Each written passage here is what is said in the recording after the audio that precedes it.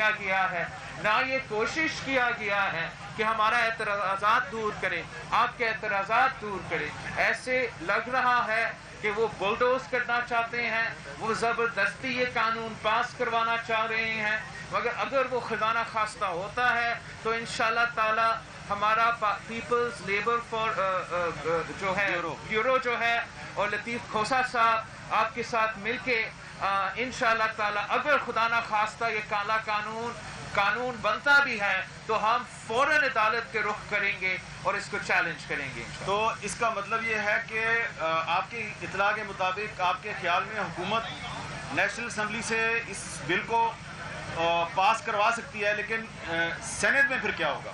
ہمارا جو شک ہے وہ یہ ہے کہ ہمارا میجورٹیز کو سائڈ سٹیپ کروانے کے لیے وہ جوائنٹ سیشن سے پاس کروانا چاہ رہے ہیں۔ اگر یہ جوائنٹ سیشن نہیں تو وہ دوسرا جوائنٹ سیشن بلا کے اپنا بروٹ فورس سے کوئی تفصیلی ڈبیٹ کے بغیر دونوں ہاؤسز سے جو پروسیس ہے وہ فالو کیا بغیر پاس کرانا چاہ رہے، لیکن یہ ہمارا شک ہے، کوئی ثبوت ابھی تک ہمارے پاس۔ اچھا یہ بتائیں کہ آج پریزیڈنٹ نے پارلیمنٹ کے جوائنٹ سیشن سے خطاب کرنا ہے، تو ابھی آپ جائیں گے پارلیمنٹ ہاؤس میں، تو وہاں پر آپ کی کیا اسٹریٹجی ہوگی؟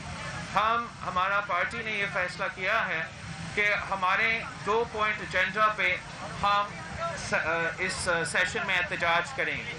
ایک جو یہ آزادی صحافت پر، آزار خیال پر حملے کر رہے ہیں، اور دوسرا جو وہ حق روزگار پہ ڈاکہ مار رہے ہیں، اس لیے وہ آپ کے حق روزگار پہ بھی ڈاکہ مار کے آگے چلے ہیں، اور 20,000 ایسے خاندان ہیں جو ایک ناجائز عدالتی فیصلہ کی وجہ سے بالکل آپ کے ساتھ احتجاج کر رہے ہیں۔ تو ان 2 پوائنٹ ایجنڈا میں ہم اس حکومت کے اس سیشن میں احتجاج کر کے اپنا پوائنٹ نوٹ بھی کریں گے۔ یہ جن لوگوں کو نوکریوں سے نکالا گیا ہے ریسنٹ پاسٹ میں، کیا ان میں زیادہ تر وہ لوگ ہیں جن کو پیپلز پارٹی کے دور میں نوکریاں دی گئی تھیں؟ سر یہ کس قسم کا الزام ہے؟ پاکستان پیپلز پارٹی وہ جماعت ہے جب بھی حکومت میں آتے ہیں وہ روزگار دلواتی ہے، تو پاکستان میں جن کو روزگار ملا ہے زیادہ تر وہ تو پاکستان پیپلز پارٹی نے ان کو روزگار دیا ہے، لیکن اس کا یہ مطلب نہیں ہے کہ میرا سیاسی کارکن ہے۔ جب آپ نوکری پیشہ ہو جاتے ہو آپ کا سیاسی تعلق بھی ختم ہو جاتے ہیں، اور ان سارے لوگوں کے ساتھ جو ظلم ہوا ہے کہ پہلی بار نہیں دوسری دفعہ ہوا ہے۔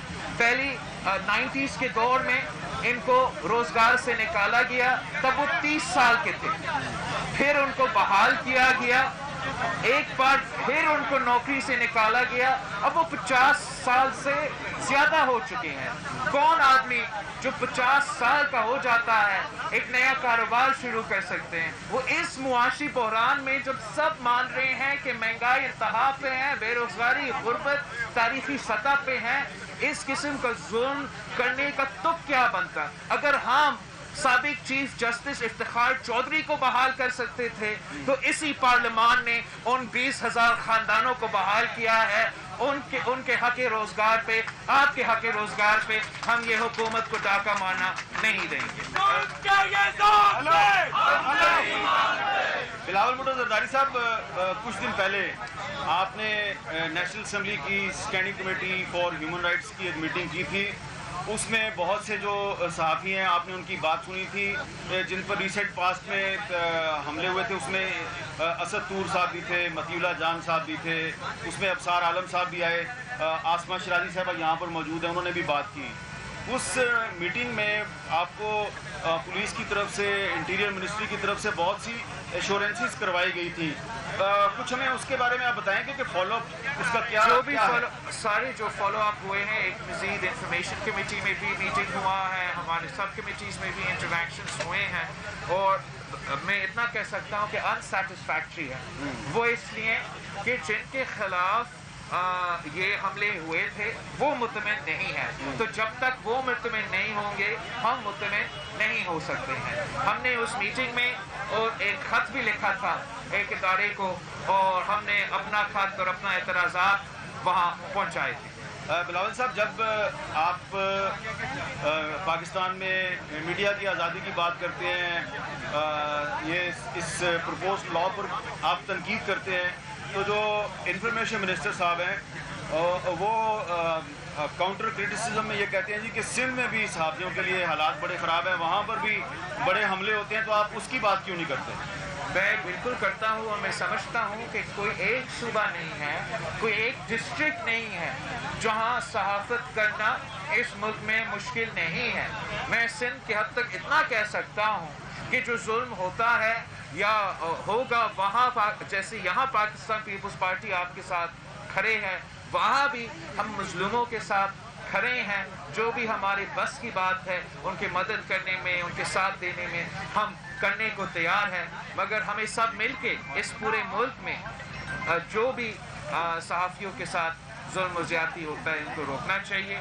اور سندھ میں جو ہمارا ریجنل صحافی ہے ان کے پاس بہت ایکسپیرینس ہے، وہ زبردست رپورٹنگ کرتے ہیں، اور ان کا جو بھی ایک انسیڈنٹ ہوتا ہے وہ ملک اور قوم کے سامنے لے کر بھی آتے ہیں۔ یہاں پر آپ کے آنے سے پہلے بات ہوئی تھی، جو ہمارے RIUJ کے یہ دھرنا ایکشن کمیٹی کے جو سربراہ ہیں افضل بٹ صاحب، وہ ہمیں ریمائنڈ کروا رہے تھے کہ 2007 میں 2007 میں شہید محترمہ بے نظیر بھٹو بھی ہمارے دھرنے میں تشریف لائی تھی۔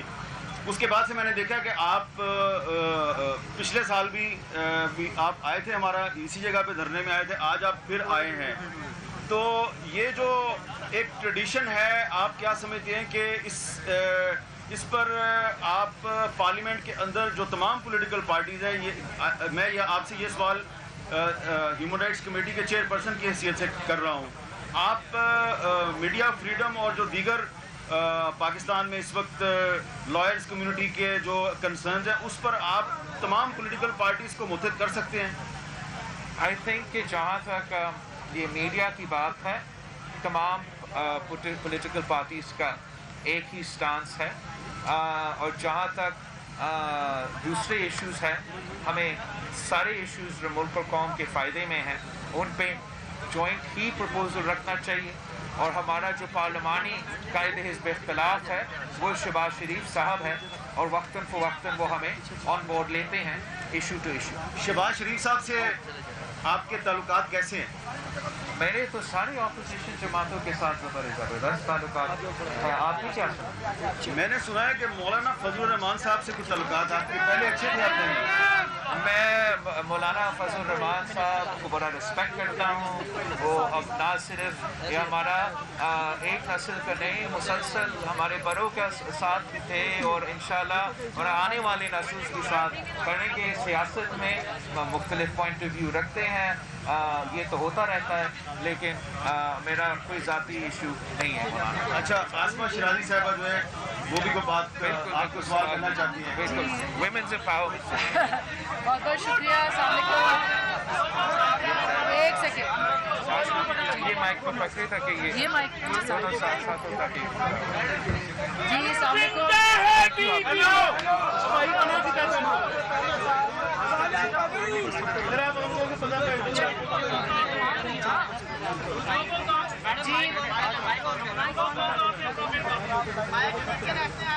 وہ کہہ رہی ہے آج ٹی وی کا مائک رہنے دے، پر باقی بھی ہم چلائیں گے نا، ویسے چلیں گے۔ جی بسم اللہ الرحمن الرحیم۔ ہم اس وقت موجود ہیں پارلیمنٹ کے بالکل باہر، جہاں پر یہ دھرنا صحافیوں نے دے رکھا ہے۔ کیا پرابلم ہے؟ وہ کہہ رہے ہیں اور رات کو چلنا ہے بھائی، اور یہ نہیں، وہ کہہ رہے ہیں کہ تمام ٹی وی چینل آج کا لوگوں پیچھے کر لیں۔ ٹھیک ہے، میں احترام کرتی ہوں۔ اب ٹھیک ہے، بسم اللہ الرحمن الرحیم۔ السلام علیکم ناظرین، میں اس وقت صحافیوں کے دھرنے سے جو کہ پارلیمنٹ کے باہر جاری ہے، وہاں سے میں آپ سے مخاطب ہوں، اور یہ بہت اہم موقع ہے کہ جب ہم یہاں پہ بیٹھے ہیں اس قانون کے حوالے سے جو کہ ابھی تک پرپوزڈ ہے، اور ابھی تک اس کو صرف اس کا مسودہ پیش کرنے کی کوششیں کی جا رہی ہیں۔ وہ کالا قانون جو کہ میڈیا کی آزادی کو اور میڈیا کے جو تمام اس وقت جو ہمارا आज़ादी राय है उसको सल्ब करने की एक कोशिश होगी। यहाँ पे सारे सीनियर सहाफ़ी मौजूद हैं, PF यूजेज़ हैं, RI यूजेज़ हैं, जितने यूजेज़ हमारी सहाफ़ियों की मुंतखब यूजेज़ हैं वो यहाँ पे मौजूद हैं। हम उनकी बात नहीं कर रहे जो चुनतखब हैं, और चुनतखब का ये दौर है, लेकिन हम मुंतखब की बात कर रहे हैं जो यहाँ पे इस वक्त हमारे साथ मौजूद हैं। और सबसे अहम बात, पाकिस्तान पीपल्स पार्टी ने हमेशा सहाफ़ियों के लिए बात की है, सहाफ़ियों की आवाज़ के लिए। वो शहीद मोहतरमा बेनज़ीर भुट्टो जब हम पाबंद सलासिल थे, जब हमारे बोलने पे पाबंदी थी, मोहतरमा यहीं आई थी और हम सबके साथ उन्होंने उस वक्त भी यकजहती की थी इस्लामाबाद के अंदर। तो मेरे साथ इस वक्त चेयरमैन पाकिस्तान पीपल्स पार्टी जनाब बिलावल भुट्टो ज़रदारी साहब मौजूद हैं, जिनसे हम बात करेंगे कि इस सिलेक्टिव, क्योंकि इन्होंने सिलेक्टेड कहा था सबसे पहले, तो इस निज़ाम के बारे में उनकी अब क्या राय है, क्योंकि ये मज़ीद आगे बढ़ता चला जा रहा है। अस्सलाम वालेकुम बिलावल साहब। अस्सलाम वालेकुम। बिलावल साहब, मैं एक तो आपका बहुत शुक्रिया, आप यहाँ तशरीफ़ लाए हैं, हामिद मीर साहब भी, बाकी हमारे जितने सीनियर सहाफ़ी हैं उनकी मौजूदगी में।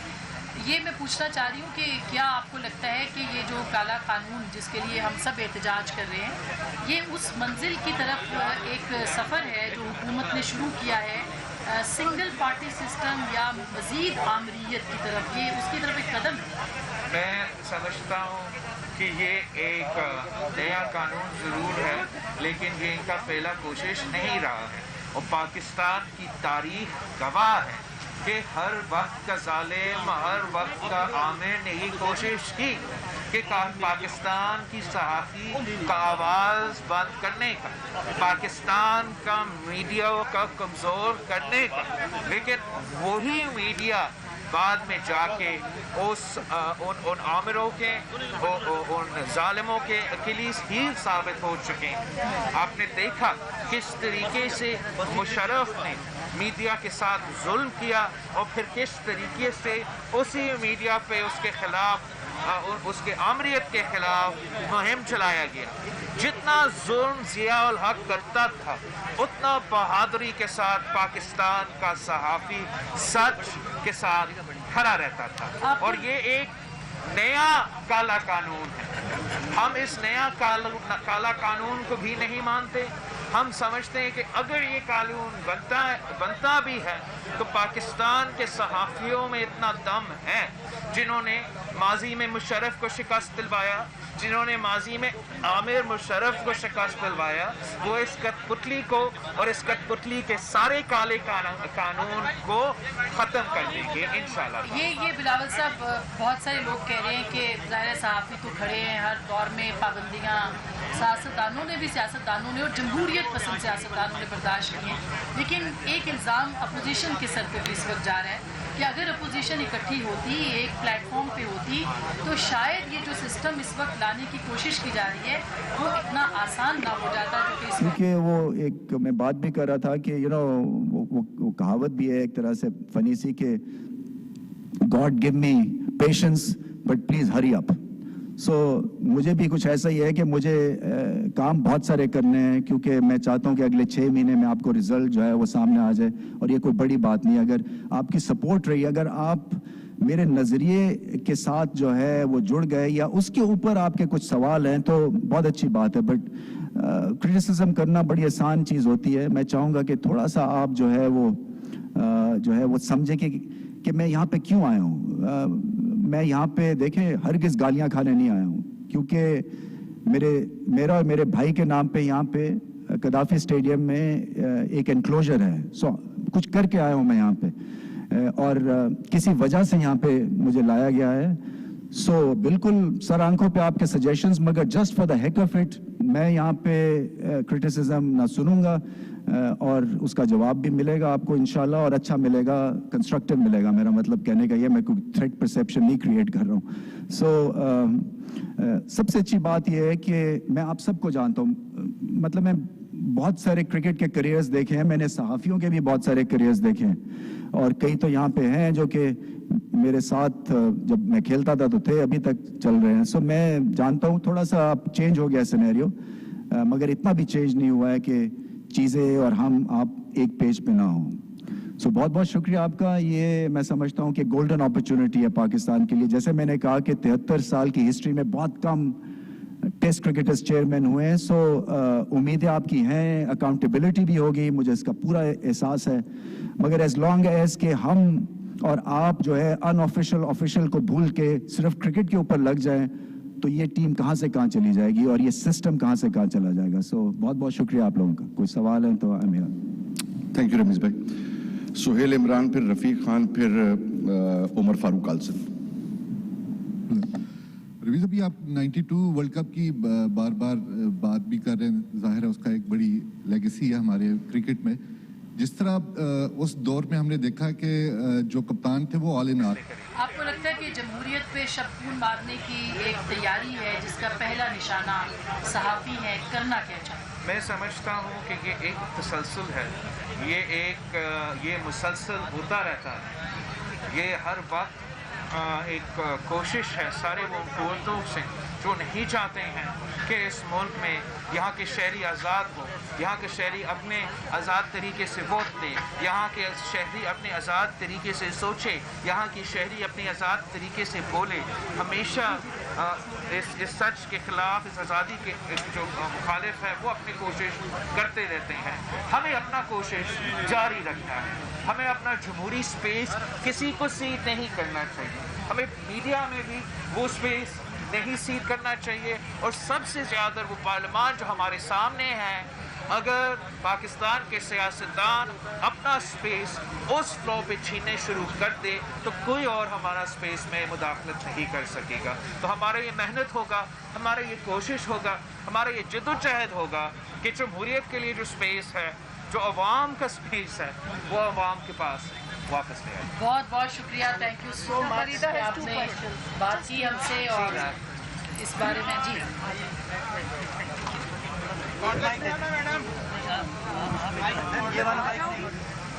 जी जी मैं आप लोगों का माइक कौन सा? आप लोगों का माइक कैसे हो आप? अस्सलाम वालेकुम सर, आप खैरियत से हैं? आपने बड़ा बहादुरी के साथ इनके बहुत मेहरबानी, बहुत शुक्रिया। लोग हैं उनका बस मुकाबला आप किया लोगों है। से हिम्मत मिलती रहती है। जी सही कहें, आवाज़ आपको सही आ रही है?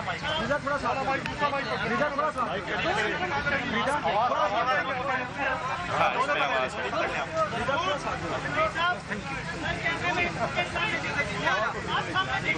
मैं थोड़ा जगह बनाना था ऐसे सामने। बिल्कुल मैं देख रहा हूँ, सामने देख रहा हूँ, बिल्कुल ऐसे ही बात करूँगा आगे जाके।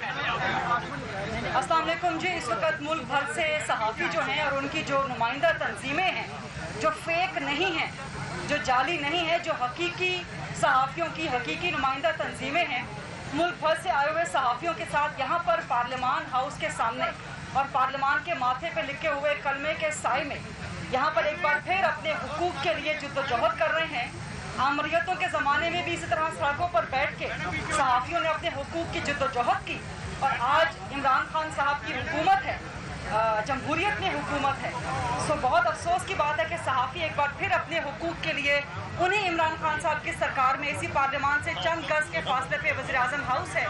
यकीनन वज़ीर आज़म इमरान खान साहब तक सहाफ़ियों की आवाज़ पहुँच रही होगी। यहाँ PMDA के काले कानून के खिलाफ जो सहाफ़ी धरना दे के बैठे हैं कल से, उसमें तशरीफ़ लाए हैं पाकिस्तान पीपल्स पार्टी के शरीक चेयरमैन जनाब बिलावल भुट्टो ज़रदारी साहब। गुफ्तगू इन्होंने पहले भी की है, थोड़े से मजीद सवाल करते हैं। सर मैं टू द पॉइंट आपसे पहला सवाल करूंगी।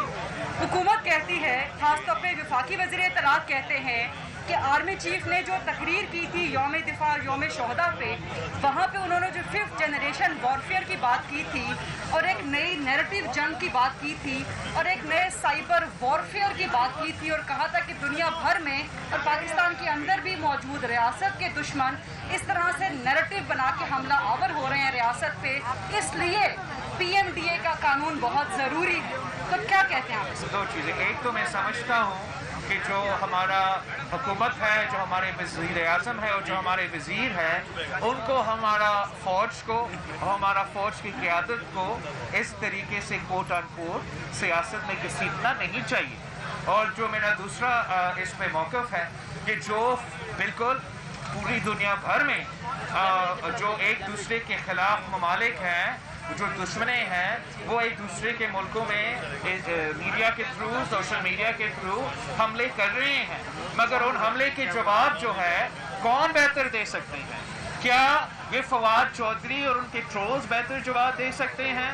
क्या ये जो एम्प्लॉइज वो तनख्वाह पे बिठा के उनके लिए ट्वीट्स करवाते हैं अपने शहरीज के खिलाफ, या वो आज़ाद राय रखने वाले सहाफ़ी जिनका क्रेडिबिलिटी है, जिनका दुनिया भर में उनका एक पहचान है, जब वो अपना मुल्क का दिफा करेंगे, जो कि वो ज़रूर करते हैं और करते रहेंगे, वो आपके सबसे बेहतर दिफा होगा, वो एक इम्पार्शियल दिफा होगा जो मानने वाले होगा। और अगर आप इस किस्म की कठपुतली से जवाब दिलवाते रहेंगे तो वो फिफ्थ जनरेशन वॉरफेयर के मुकाबला करते के काबिलियत नहीं रहा। क्या आप समझते हैं कि इस तरह के बयान दे के हुकूमत इदारों को मुतनाज़ा बना रही है, उनको घसीट रही है इस PMDA के कानून का जवाब? मैं समझता हूँ कि इस हुकूमत ने बहुत दफ़ा हमारे इदारे को अपने सियासी प्रॉप समझ के अपने आप को हुकूमत में जस्टिफिकेशन करने के लिए वक्तन फ़वक्तन,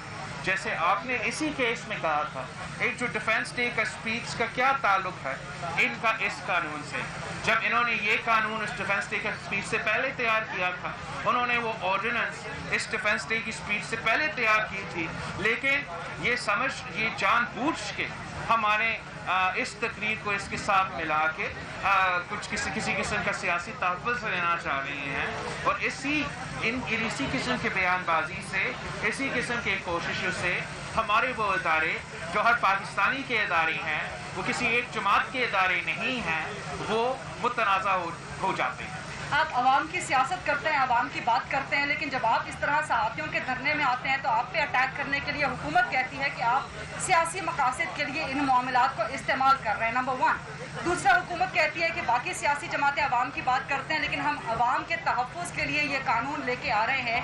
तो PMDA के काले कानून के ख़िलाफ़ किस हद तक आप जाने के लिए तैयार हैं बिलावल भुट्टो ज़रदारी साहब, और आप ह्यूमन राइट्स कमेटी के चेयरपर्सन? जहाँ तक ये हमारा सियासी फ़ायदा, वो आप बेहतर हमें बताएं।